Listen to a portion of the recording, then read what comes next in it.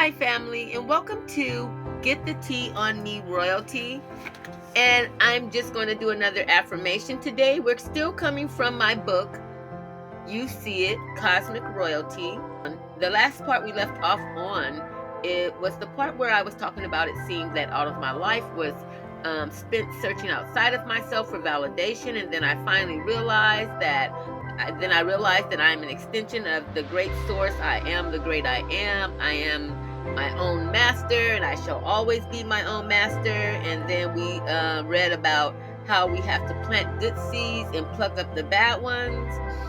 And so I want to get back to, we're still on chapter 1 called Broken Ware. So now we're on the part where I'm saying, I've been to this planet many times before. I've lived many different lives as many different elements. I have lived as earth, air, water, and fire in the flesh. Just as I now act out many roles here on earth as a sister, daughter, wife, teacher, etc. As I complete my curriculum, assignments, and my ultimate purpose, I have learned that all of the planets in our universe, our galaxy, these planets are schools. They are all universities. And I, royalty, have graduated all of those universities with flying colors in past life experiences as well as this current experience. Earth is the hardest university to come to. And I just so happen to choose the hardest classes, courses, and assignments at this earthly school so that I could earn my degrees and ranking in the galaxy, the goddess realm, as an overseer, a teacher, nurturer. Thankfully, I am currently taking my finals at this earthly university, healing bloodlines, resetting ancient genetic codes, upgrading and changing my entire family lineage. We are all restructuring our DNA, healing our bloodlines, 7 generations forward and 7 generations backwards, galactically. And I'm going to stop right there because when I was writing that part, this was after my husband passed away. In this part, it really is just me recognizing my connection with the universe and the cosmos and knowing that I am not separate from that. Before, I learned, about myself as an African goddess, I always prayed to something outside of myself, and I always felt that there was something outside of myself that was more powerful than me, not knowing that it was me.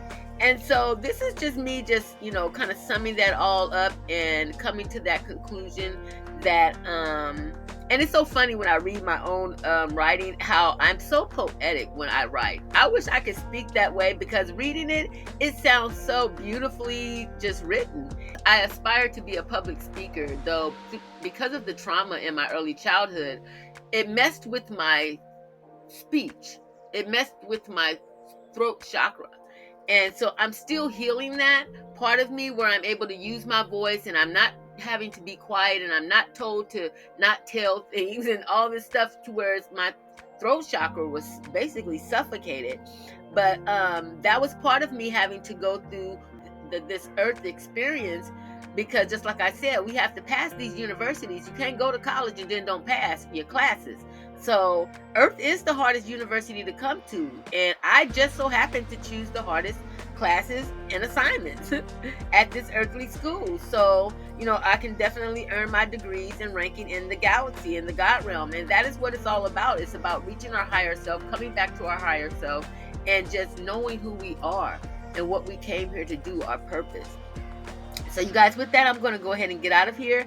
I'll be coming back again.